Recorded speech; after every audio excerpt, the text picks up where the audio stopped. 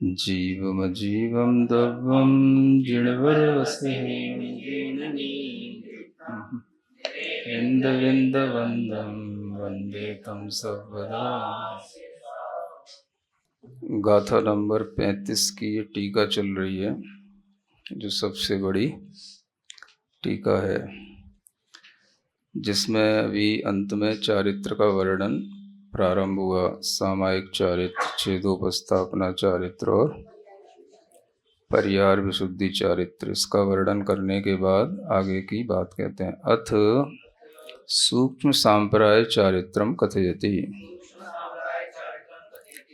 अब सूक्ष्म सांप्राय चारित्र का कथन करते हैं। सूक्ष्म अतीन्द्रिय निज शुद्ध आत्म संवित्ति बलेन,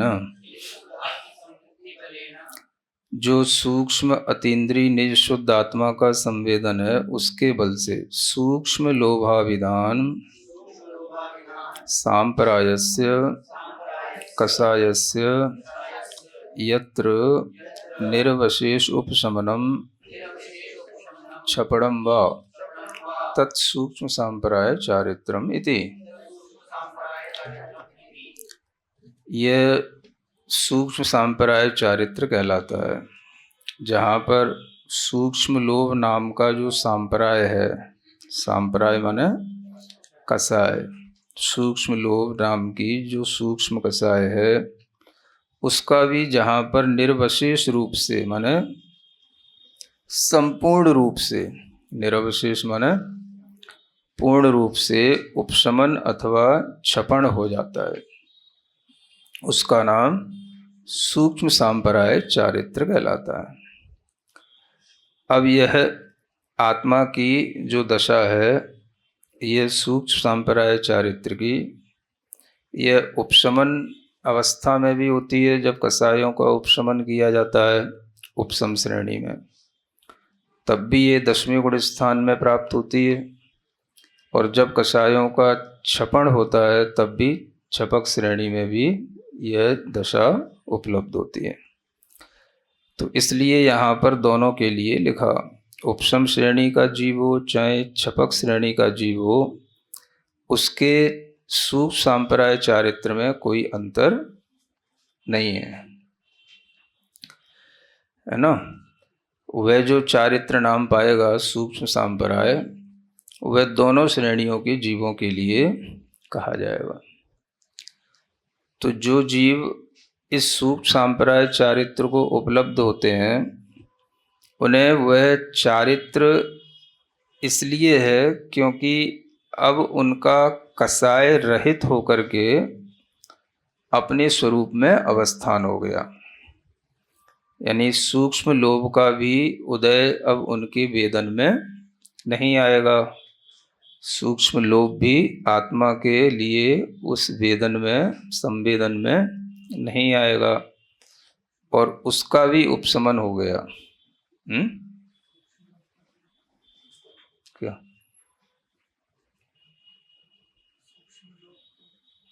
सूक्ष्म लोभ तो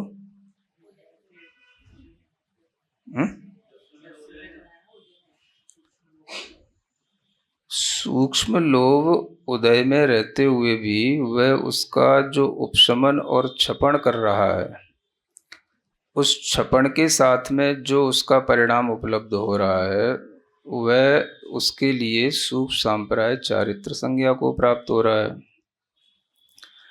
अब जो सूक्ष्म लोभ उदय में है, वह उसका संवेदन एक तरह से जहाँ पर उस सूक्ष्म लोभ का उपशमन होने की प्रक्रिया चल रही है, या उसका क्षपण होने की प्रक्रिया चल रही है, उसके साथ में है। तो जब कोई चीज मतलब जस मिटने ही वाली है, नष्ट होने ही वाली है, तो उस दशा में उसके लिए वह सूक्ष्म लोभ का वेदन संवेदन होते हुए भी वह एक तरह से उसको निर्वशेष करने में लगा हुआ है, संपूर्ण रूप से उसको क्षय या उपशमन करने में लगा हुआ है। तो वह उस समय पर उसके चारित्र का जो परिणमन है, जो अपने स्वरूप में स्थिति या अवस्थान है, उसी का नाम सूक्ष्म सांपराय चारित्र है। तो सूक्ष्म सांपराय चारित्र में कसायों का उपशमन हो रहा है पूर्ण रूप से, या छपन हो रहा है। तो जब पूर्ण रूप से उपशमन या छपन होगा तो उसमें सभी कसाय आ गई, सूक्ष्म लोभ भी आ जाएगा। तो सभी का वो उपशमन कर रहा है। तो लोभ के उदय का वेदन करते हुए भी वह उसको नष्ट करते हुए वेदन कर रहा है। उस गुणस्थान में वह वेदन करते करते उसको नाश की ओर ले जा रहा है, या बिल्कुल उसको उपशमन की ओर ले जा रहा है। तो जैसे ही ये गुणस्थान पूरा होगा तो लोभ का या तो पूर्णतया उपशमन हो जाएगा या उसका क्षय हो जाएगा।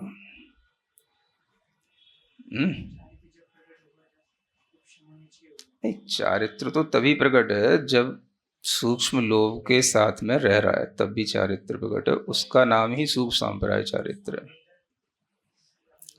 तो सूक्ष्म लोभ का संवेदन इसी रूप में होगा कि वह भी नष्ट होने वाला है या बिल्कुल उपशमित होने वाला है।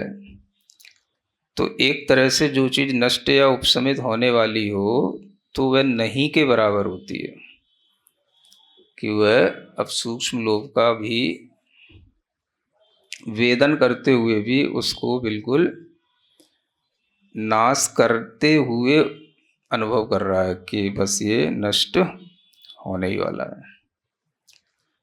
तो जब कोई चीज़ बिल्कुल ही समाप्ति की ओर होती है तो उसका वेदन समाप्त होते होते होना और एक जो है उसके समाप्त नहीं होने पर होना, इन दोनों में अंतर होता है।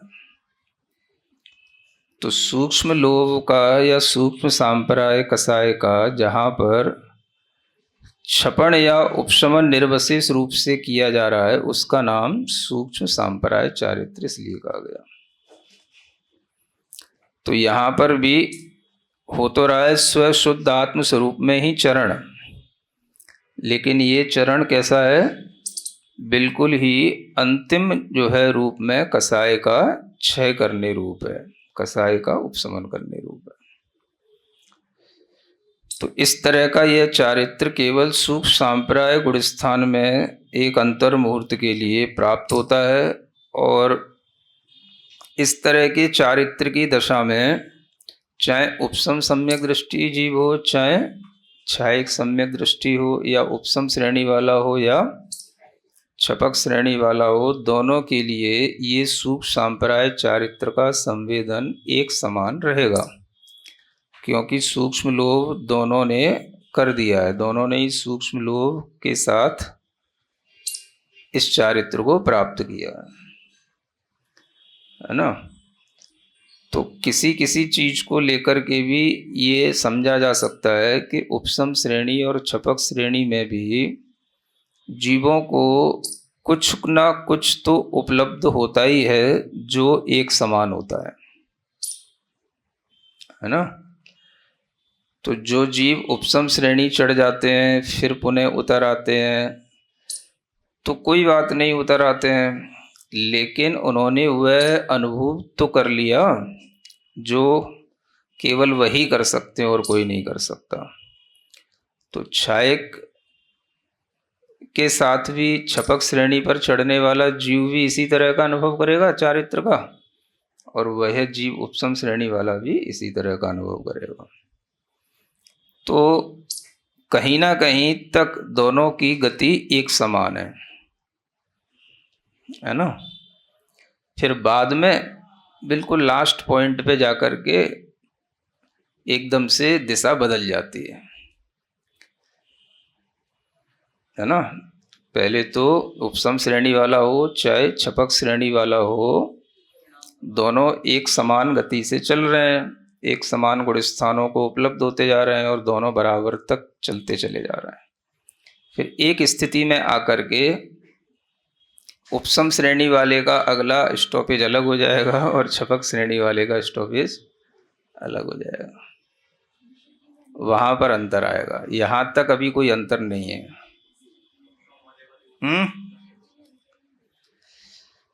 हाँ, विशुद्धि में अंतर इस रूप में कह सकते हैं कि जो कर्म निर्जरा के स्थान बताए गए हैं उनमें अंतर है ना। तो उस अपेक्षा से जो कर्म निर्जरा के स्थान है उनमें अंतर होना अलग बात है। कर्म की निर्जरा असंख्यात गुणी होना, अधिक हो जाना अलग बात है। लेकिन उस गुण स्थानगत जो सूक्ष्म सांप्राय चारित्र की जो अनुभूति है वो दोनों की एक समान है। कर्म में निर्जरा कम ज्यादा हो जाना अलग बात है, लेकिन सूक्ष्म सांप्राय चारित्र की अनुभूति करना ये एक समान है। तो ये सूक्ष्म सांप्राय चारित्र का अनुभव उन्हीं को करने को मिलेगा जो 10वें गुण स्थान में पहुंचेंगे, है ना। और वहां तक पहुंचते पहुंचते बहुत कुछ इक्वलिटी आ जाती है।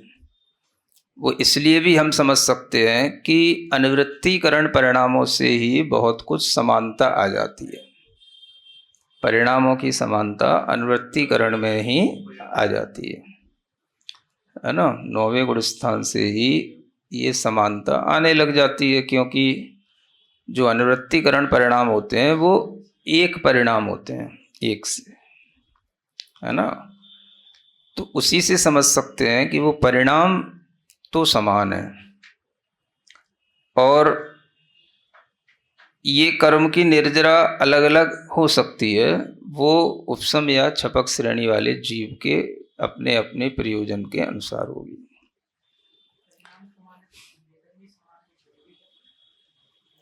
तो परिणाम उसी को ही तो कहते हैं।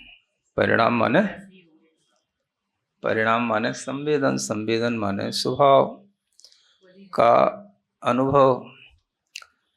तो ये संवेदन कौन सा है कि जैसे मानो कोई वस्त्र है और वह वस्त्र पहले तो गंदा था, है ना, और धुलते धुलते धुलते धुलते वो एक ऐसी लास्ट स्थिति में पहुंचा कि बस अगले ही क्षण वो बिल्कुल आपको श्वेत दिखने वाला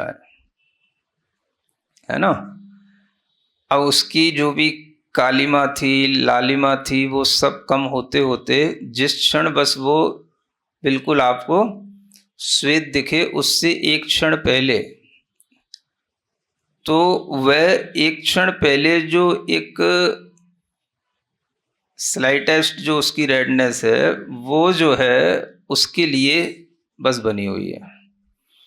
और वहाँ पर जो संवेदन है वो दोनों का एक समान होगा, उपसम श्रेणी वाला होगा चाहे छपक श्रेणी वाला हो, क्योंकि वो सूक्ष्म लोभ तो उतना ही रह जाना है संवेदन में, जितना उपसम श्रेणी वाले के पास होगा उतना ही छपक श्रेणी वाले के पास होगा। तो वही सूक्ष्म लोभ के संवेदन के साथ में जो उसका अपने स्वरूप में अवस्थान हो रहा है वो दोनों के लिए सूक्ष्म सांप्राय चारित्र कहलाएगा। तो परिणाम भी एक तरह से वो एक समान ही हो जाते हैं, क्योंकि लोभ, सूक्ष्म लोभ का उदय उस परिणाम को बाधित करने वाला है। अंतरंग का जो भाव है, जो सूक्ष्म सांप्राय जिसे चारित्र कहा जा रहा है, वो परिणाम समान है, और सूक्ष्म लोभ भी दोनों का एक समान है। तो इसलिए वो परिणाम की समानता वहां बनती है। बस इतना है कि अगले ही क्षण एक का तो वो जो सूक्ष्म लालामी है वो उसके अंदर दबी रह जाएगी और वो उजला हो जाएगा, और दूसरा जो वस्त्र है उसके अंदर से हमेशा के लिए वो लालामी निकल जाएगी। तो वो जो अंतर आया वो कर्म में आया, स्वभाव में नहीं आया। जो उसका परिणाम है स्वाभाविक, वो दोनों का एक समान इसलिए कहलाता है। तो जो निर्जरा है उसमें अंतर आएगा, है ना, लेकिन जो सूक्ष्म सांप्राय चारित्र है वह अपने आप में यह उपशमक और छपक श्रेणी वाले जीवों का यह चारित्र जो है, वो चारित्र क्या नाम पाएगा? अपने स्वशुद्ध आत्म स्वरूप में अवस्थान, वो दोनों का बन रहा है, उसको चारित्र कहेंगे। अत यथा क्या चारित्रम कथयति, अब यथा क्या चारित्र कहते हैं? यथा सहज शुद्ध स्वभावत्वेन निष्कंपत्वेन निष्कषायम आत्मस्वरूपम तथैवाख्यातम कथितम यथा क्या चारित्रम इति। जिस तरह का सहज शुद्ध स्वभावपने से और निष्कंप रूप से निष्कषाय आत्मा का स्वरूप कहा गया है, वैसा ही संवेदन करने का नाम है यथाख्यात चारित्र, है ना। यानी जैसा आत्मा का स्वरूप बताया गया है, कहा गया है ना, जिनेंद्र भगवान के द्वारा जैसा निर्दिष्ट किया गया, वैसा ही वेदन जहाँ पर हो तो उसका नाम है यथाख्यात चारित्र, है ना। इदानीम सामायिक आदि चारित्र पंचकस्य गुणस्थान स्वामित्वम कथयति। अब इन पांचों ही चारित्रों के गुणस्थानों के अनुसार स्वामित्व बताते हैं। प्रमत्ता प्रमत्त अपूर्व अनुवृत्ति संज्ञ गुणस्थान चतुष्टय सामायिक चारित्रम भवति छेदोपस्थापनम च। अब ये सामायिक चारित्र प्रमत्त प्रमत्त गुणस्थान से लेकर के अपूर्वकरण अनुवृत्तिकरण संज्ञा वाले इन चारों गुणस्थानों में होता है ना। छठवां, सातवां, आठवां और नौवां, इन चार गुणस्थान में जो चारित्र होता है उसको कहते हैं सामायिक चारित्र। और उसी तरह से छेदोपस्थापना भी उसी के साथ रहेगा। हाँ, सामायिक चारित्र छठवें गुणस्थान से शुरू होता है और नौवें गुणस्थान तक चलता है। तो ये सामायिक चारित्र जहाँ तक है वहीं तक छेदोपस्थापना चारित्र है, दोनों साथ साथ रहते हैं। तो इस तरह से ये इनके चार गुणस्थान हो गए। परिहार विशुद्धिस्तु प्रमत्त अप्रमत्त गुणस्थान द्वये। परिहार विशुद्धि चारित्र तो हमेशा प्रमत्त अप्रमत्त गुणस्थान में ही, इन्हीं दो गुणस्थानों में रहता है। सूक्ष्म सांप्राय चारित्रम पुनः एकस्मिन्नेव शुभ सांप्राय गुणस्थान है। सूक्ष्म सांप्राय नाम का जो चारित्र होता है वो तो केवल एकमात्र सूक्ष्म सांप्राय गुणस्थान में ही होता है। यथा क्या चारित्रम उपशांत कसाय क्षीण कसाय सयोगी जिन अयोगी जिन अभिधान गुणस्थान चतुष्टय भवति इति। और यथा क्या चारित्र भी चार गुणस्थानों में होता है। उपशांत कसाय माने 11वां, क्षीण कसाय माने 12वां, सयोगी जिन 13वां और अयोगी जिन नाम का 14वां गुणस्थान, इनमें यह यथा क्या चारित्र होता है। अत संयम प्रतिपक्षम कथयति। अब जो संयम का प्रतिपक्षी है या संयम के विपरीत है उसको बताते हैं। संयमा असंयम संयम दार्शनिक आदि एकादश भेद भिन्नम देश चारित्रम एकस्मिन्नेव पंचम गुणस्थाने ज्ञातव्यम, है ना। ये संयमा संयम संज्ञा वाला जो देश चारित्र होता है ये एकमात्र पंचम गुणस्थान में ही जानना चाहिए। जो दार्शनिक आदि एकादश यानी 11 प्रतिमाओं तक ये चलने वाला होता है। अब इसको संयम का प्रतिपक्षी कहा गया है ना। इस बात पर भी आचार्य श्री हमेशा जोर डालते थे और वो कहते थे कि पंचम गुणस्थान भी जो है अपने आप में एक तरह से संयमा संयम होते हुए भी वो संयम नहीं है, क्योंकि वो संयम का प्रतिपक्षी कहा गया है। मतलब कि जो संयम है वो तो केवल हाँ छठवें गुण स्थान से ही प्रारंभ होता है। उससे पहले वह संयम होते हुए भी वो असंयम के साथ रहता है, इसलिए वो संयम का प्रतिपक्षी कहा गया है। तो ये भी अपने आप में एक बड़ी चीज है कि संयम जो उत्पन्न होता है वह पूर्णतया सही शुद्ध रूप से वह छठवें गुण स्थान से ही प्रारंभ होता है ना।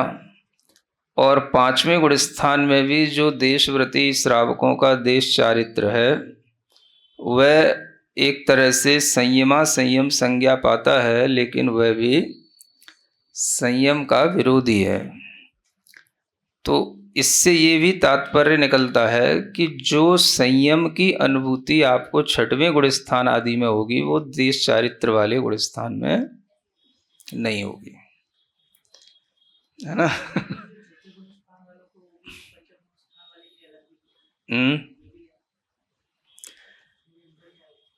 नहीं, वो अंतर तो निर्जरा में अंतर आना अलग बात है, लेकिन एक तरह से संयम और असंयम की बात कही जाएगी तो संयम का प्रतिपक्षी देश संयम तक लिया जा रहा है, कहने का मतलब ये है ना। तो देश चारित्र भी अपने आप में एक पंचम गुण स्थान वर्ती जीव का एक चारित्र है, वो देश चारित्र ही है। तो वह संयम भाव के विपरीत है अभी भी।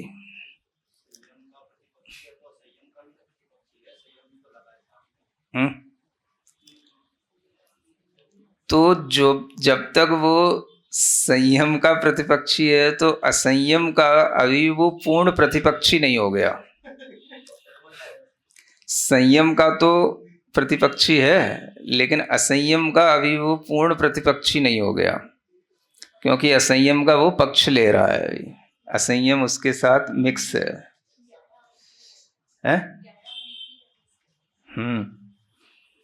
तो असंयम अपने आप में जहाँ तक रहता है वह भाव जो है न केवल चौथे गुण स्थान तक है किंतु पंचम गुण स्थान तक भी है। जब तक कि संयम माने संयम वो जब तक एक रूप में ना रहे तब तक वो संयम मिक्स रूप में रहेगा, मिला जुला रहेगा, तो वो उसके साथ प्रतिपक्षी कहलाया। भाई आप विपक्ष के साथ मिलकर के क्यों चल रहे हो? इसका मतलब है कि आपने उनसे वोट लिए हैं, तो आपकी उनके साथ में गठबंधन है। तो संयम प्लस असंयम जब तक रहेगा तब तक जो है आपका दोनों से गठबंधन कहलाया। तो वो गठबंधन कहीं ना कहीं आपको ये बताएगा कि आपकी संगति इनसे है और आप इनके साथ मिक्स हैं। तो वो जब तक पूरा नहीं छूटेगा तब तक वो संयम का प्रतिपक्षी कहलाएगा।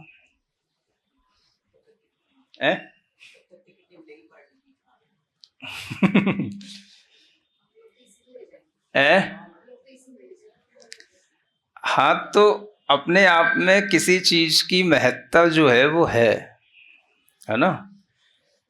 तो दावेदार तो बहुत से हो जाते हैं, जब चुनाव होते हैं तो दावेदार तो बहुत सारे खड़े हो जाते हैं, लेकिन दावेदार होने के अलावा जब तक कि आप ये दावा ना कर दें कि हाँ हम सिर्फ एक ही पक्ष के हैं, तब तक आप किसी भी पक्ष में अपना गठबंधन कर सकते हैं। है ना। हाँ, तो जब अपने ही वोटों से खुद जीतेगा वो पार्टी, तभी वो अपनी दावेदारी दिखा पाएगा कि हम इसके दावेदार हैं। और जब तक आपको अन्य पार्टी से गठबंधन करके चलना पड़ेगा तब तक आप उसके साथ कहलाएंगे। तो आपका जो एक पार्टी एक भाव के साथ चल रही है, उससे आपका प्रतिपक्ष बना रहेगा। तो कुल मिलाकर के यह है कि संयम भाव मात्र की जो अनुभूति होती है वह मात्र छठवें गुण स्थान से शुरू होती है ना। पांचवें गुण स्थान में अविरति बनी रहती है, वह भी जो है संयम के साथ में काम करती रहती है।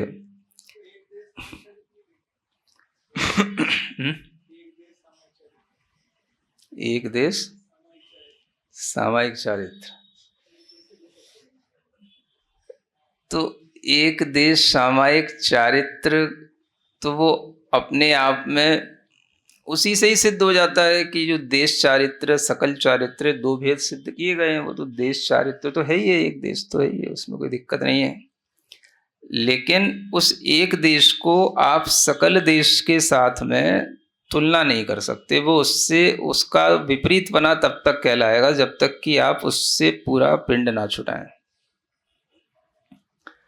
ऐसा कहने का मतलब है कि आपको संयम भाव की अनुभूति, सामायिक मात्र चारित्र की अनुभूति तभी होगी जब आप सब तरह से असंयम से विरति लेंगे, उपरत होंगे, उससे ऊपर उठेंगे।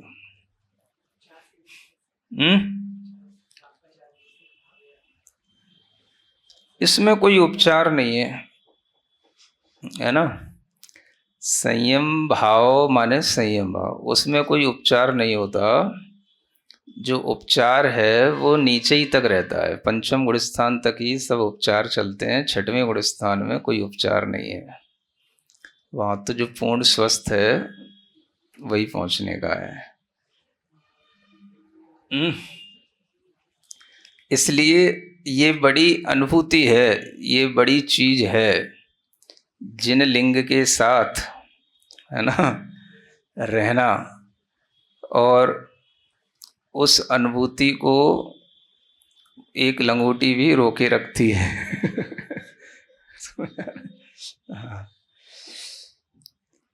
क्योंकि ये लंगोटी भी जो है अभी यथाजात रूप नहीं है ना। जन्म के बाद माँ पहना देती है लंगोटी तो वही के उसी के ऊपर फिर और वस्त्र बढ़ते जाते हैं, फिर घटते घटते घटते घटते फिर लंगोटी तक आ जाते हैं। लेकिन वो यथाजात रूप जैसा होता है जन्म के समय पर, वो अनुभूति जब जन्म होगा तभी होगी।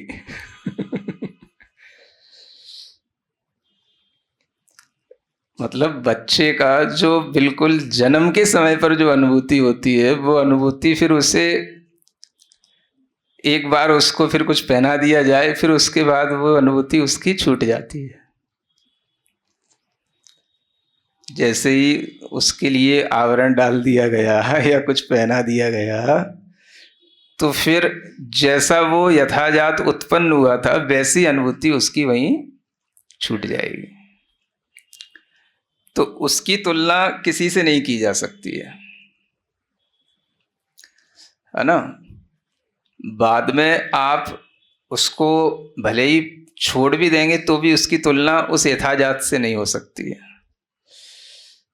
तो वो जो यथाजात इसलिए अपने आप में जन्म के समय के साथ जो स्वरूप है, वह स्वरूप जब तक नहीं आता तब तक वह चाहे संयम लेकर के भी असंयम के भाव के साथ में जब तक रहता है, या बिल्कुल ही असंयम के साथ रहता है, या बिल्कुल वह संयम के साथ असंयम बना करके संयम असंयम भी चलाता है, तब तक भी वो मात्र जो संयम की अनुभूति वो नहीं होती है ना। तो जिन लिंग इसी को कहते हैं, सबसे उत्कृष्ट लिंग यही कहलाता है। संयम का भाव इसी में उत्पन्न होता है।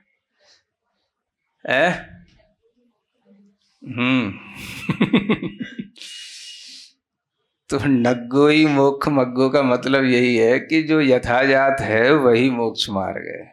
है ना। नग्न नग्गो तो फिर वो वस्त्र लेने के बाद फिर कभी हटा भी ले तो भी वो मोक्ष मार्ग नहीं है। वहाँ पर भी नग्गो का मतलब जो जैसा उत्पन्न हुआ है उस क्षण में जो उसकी अनुभूति होगी वो फिर अनुभूति उसके लिए जीवन पर्यंत नहीं हो सकती। इसी तरह से जो व्यक्ति जिन लिंग को धारण करता है उस समय पर जो उसकी अनुभूति होती है फिर उसको बाद में नहीं होती, चल जाएगा, है ना। तो ये भी एक अच्छी चीज़ है, इसको ध्यान में तो रखना ही चाहिए, स्वीकार तो करना ही चाहिए। एक जगह तो ये भी लिखा है, यहाँ तो थोड़ा कम लिखा है कि ये भी जो है संयमा संयम असंयम है, ये वो इतने यहाँ भी लिखा है। तो जो लिखा है उसको स्वीकारना है। संयमा संयम को भी असंयम ही कह दिया, तो यहाँ पर उसको संयम का प्रतिपक्षी कहा गया है। तो अलग अलग अपेक्षाएं हैं, विवक्षाएं हैं। जहाँ आचार्यों को ऊपर उठाना होता है तो देश चारित्र कहेंगे, है ना, संयमा संयम भाव कहेंगे। और जहाँ उन्हें ऊपर से तुलना करनी होती है नीचे की, तो संयम की तुलना किसी चीज़ से नहीं की जा सकती। संयम के आगे सब चीज़ें असंयम की तरह हैं। तो अपेक्षाएं हैं, विवक्षाएं हैं कि किसकी अपेक्षा से क्या कहा जा रहा है। ऊपर संयम भाव की अपेक्षा से तो वो असंयम है, लेकिन नीचे के असंयम भाव की अपेक्षा से ऊपर संयम है ना। तो ऐसे ये 3 लाइनें हैं, एक बीच की लाइन है, ऊपर एक बड़ी लाइन है, नीचे छोटी लाइन है। तो नीचे की छोटी लाइन से बीच की लाइन बड़ी है और ऊपर की बड़ी लाइन से नीचे की लाइन छोटी है। तो बस इतना ही अपेक्षा भेद समझना है। तो बीच की लाइन का जो अपना अस्तित्व है वो दोनों ओर बिलोंग करता है। चौथे गुण स्थान के साथ भी उससे हम कंपेयर करते हैं और छठवें से भी करते हैं। असंयमस्तु मिथ्या दृष्टि सासादन मिश्र विरत सम्यक दृष्टि संज्ञ गुण स्थान चतुष्टय भवति। और जो असंयम भाव है ये चारों गुण स्थानों में, पहला मिथ्या दृष्टि, दूसरा सासादन, तीसरा मिश्र और चौथा अविरत सम्यक दृष्टि, असंयत भाव यहीं तक है ना। जब विवक्षा होती है जैसे जीवकांड वगैरह है तो उसमें ये भी लिखा हुआ है कि जो बोलते हैं अंत दीपक, है ना। तो असंयम भाव कहाँ तक है, अंत दीपक, तो चौथे गुण स्थान तक है। ये भी तो है। तो सब तरह की विवक्षाएं हैं आचार्यों की। तो उससे पहले चौथे गुण स्थान तक संयम किंचित भी नहीं है, 5वें गुण स्थान में संयम आ जाता है। तो इसलिए असंयत भाव वहां तक अलग से बना रहता है। इति चारित्र व्याख्यानम समाप्तम। इस तरह से चारित्र का व्याख्यान अब समाप्त हो गया। एवं व्रत समिति गुप्ती धर्म द्वादश अनुप्रेक्षा परिचय जय चारित्राणाम भाव संवर कारण भूतानाम। इस तरह से ये सभी चीजें व्रत समिति गुप्ती धर्म द्वादश अनुप्रेक्षा परिचय जय और चारित्र ये भाव संवर हैं, इनके लिए ये कारणभूत है। यद व्याख्यानम कृतम, जो इसका व्याख्यान किया गया, तत्र निश्चय रत्नत्रय साधक व्यवहार रत्नत्रय रूपस्य शुभोपयोगस्य प्रतिपादकानि यानि वाक्यानि तानि पापाश्रव संवरणानि ज्ञातव्यानि। इस तरह से यहाँ पर जो निश्चय रत्नत्रय का साधक रूप व्यवहार रत्नत्रय रूप जो प्रतिपादन किया गया है, जिसे हम शुभोपयोग कहते हैं। व्यवहार रत्नत्रय का मतलब शुभोपयोग, लेकिन ये शुभोपयोग या व्यवहार रत्नत्रय क्या है, निश्चय रत्नत्रय का साधक है। तो इसको जहाँ पर प्रतिपादित किया गया है, ऐसे जितने भी वाक्य हैं, तो वहाँ पर ये समझना कि इस शुभोपयोग के माध्यम से पाप आश्रव का संवर होता है ना। शुभोपयोग से किसका, पाप आश्रव मात्र का संवर होगा। यानी तु व्यवहार रत्नत्रय साध्यस्य शुद्धोपयोग लक्षण निश्चय रत्नत्रयस्य प्रतिपादिकानि तानि पुण्य पापद्वय संवर कारणानि भवन्ति इति ज्ञातव्यम्। अब जो व्यवहार रत्नत्रय का जो साध्य है, है ना, वह शुद्धोपयोग लक्षण वाला निश्चय रत्नत्रय होता है। तो उस निश्चय रत्नत्रय के प्रतिपादक जितने भी वाक्य हैं, जहां जहां बताया गया निश्चय रत्नत्रय, उस निश्चय रत्नत्रय से तो पुण्य पाप दोनों का संवर होता है, वो दोनों के संवर का कारण है। इस तरह से जानना चाहिए। यानी कि व्यवहार रत्नत्रय से केवल पापाश्रव का संवर होता है और निश्चय रत्नत्रय से पुण्य पाप दोनों का संवर होता है। व्यवहार रत्नत्रय यानी शुभोपयोग, शुभोपयोग से केवल पापाश्रव का संवर होगा और शुद्धोपयोग से पुण्य और पाप दोनों का संवर होगा। इस तरह से जानना चाहिए, है ना। अत्राय सोम नाम राजश्रेष्ठी। अब सोम नाम का राजश्रेष्ठी कुछ कहता है, भगवन एतेषु व्रतादि संवर कारणेषु मध्ये संवर अनुपरीक्षा एव सारभूत साचैव संवरम करिष्यति किम विशेष प्रपंचेन। अब सोमराज नाम का श्रेष्ठी उनके समक्ष बैठा है, मानो उनके लिए ये ग्रंथ लिखा जा रहा है ना। तो वह कहता है, भगवान ये जो आपने व्रत आदि संवर के कारण बताए हैं, इनमें केवल एकमात्र संवर अनुप्रेक्षा ही तो सारभूत है ना। उसी से ही संवर करेगा वह जीव। विशेष प्रपंच करने का क्या मतलब निकला? इतना आपने विस्तार किया, न जाने कितने दिन हो गए वाचना करते करते गाथा का अंत ही नहीं हो रहा। तो इन सब में सारभूत उसको क्या दिख रहा है? संवर अनुप्रेक्षा, है ना, जिसके माध्यम से वह संवर का विशेष कार्य होता है। तो भी विशेष विस्तार क्यों? तो उसके लिए उत्तर देते हैं भगवान आह। अब भगवान कहते हैं, भगवान माने है ना, ग्रंथकर्ता भगवान है। त्रिगुप्ती लक्षण निर्विकल्प समाधि स्थानाम यतीनाम तथैव पूर्यते तत्र असमर्थानां पुनर बहु प्रकारेण संवर प्रतिपक्ष भूतो मोहो विजृंभते तेन कारणेन व्रतादि विस्तरम कथयन्ति आचार्या। कहते हैं कि त्रिगुप्ती लक्षण वाली जो निर्विकल्प समाधि में स्थित यति हैं, उनके लिए तो पूर्ति उसी से ही हो जाती है, संवर अनुप्रेक्षा से। वो केवल अपनी निर्विकल्प समाधि में गए तो उसी संवर से ही सब कार्य हो जाते हैं। लेकिन उसके लिए जो असमर्थ रह जाते हैं, वो बहुत प्रकार से संवर करते हैं, और उसके लिए संवर का प्रतिपक्षीभूत मोह भी बहुत प्रकार का होता है, जो संवर का विरोधी होता है। तो अपने अपने ढंग से अपने अपने मोह को जीतने के लिए बहुत तरह के जीवों के परिणाम बहुत तरह के संवर भावों से जुड़ते हैं। तो इस कारण से अनेक व्रत आदि का विस्तार आचार्य लोग करके कहते हैं। माने कोई व्रत के माध्यम से संवर करता है, कोई समिति के माध्यम से करता है, कोई चारित्र के माध्यम से करता है, कोई धर्म के पालन से करता है।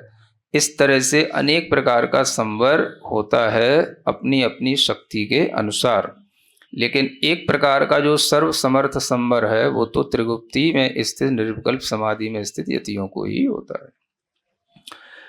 अब यहाँ पर इस तरह से कहने के बाद में असिधि सदम क्रियाणम अक्रियाणम तो हुई चुलसीदी सत्तठी अंडाणी वेड़ैया होन्ति बत्तीसम। अब ये यहाँ पर 363 प्रकार के जो मिथ्यात्व हैं, उनके लिए गाथा दी गई है कि असीदि सदम क्रियाणाम, यानी अशीति सत 180 ये क्रियावादियों के भेद हैं, है ना। अक्रियाणम अक्रियावादियों के चुलसीदी माने 84 भेद होते हैं। अंडाणी अज्ञानियों के सत्तठी माने 67 भेद होते हैं। और वेणैया होन्ति 32 वैनयिकों के 32 भेद होते हैं। सबको जोड़ लोगे तो 363 ये मिथ्या दृष्टियों के भेद हो जाते हैं, जो क्रियावादी अक्रियावादी अज्ञान और वैनिक के भेद से होते हैं। जोगा पयड़ी पदेशा चिदी अणुभागा कसाय दो हुंती अपरिणुदुच्छिन्नेषु बंदठिति कारणम नत्थि। फिर एक गाथा में यहाँ कहते हैं कि योग से तो प्रकृति प्रदेश बंद होता है और कसाय से स्थिति अनवागंध होता है। और जिनके लिए किसी भी तरह से इन योग और कसायों में परिणति नहीं हो रही, जिनके सब परिणतियों का जिन्होंने उच्छेद कर दिया है, उनके लिए बंद स्थिति के कोई कारण नहीं होते हैं। एवं संवर तत्व व्याख्याने सूत्र द्वेन तृतीय स्थलम गतम। इस तरह से संवर तत्व का व्याख्यान करते हुए 2 सूत्रों में तीसरा स्थल ये अब समाप्त हुआ है।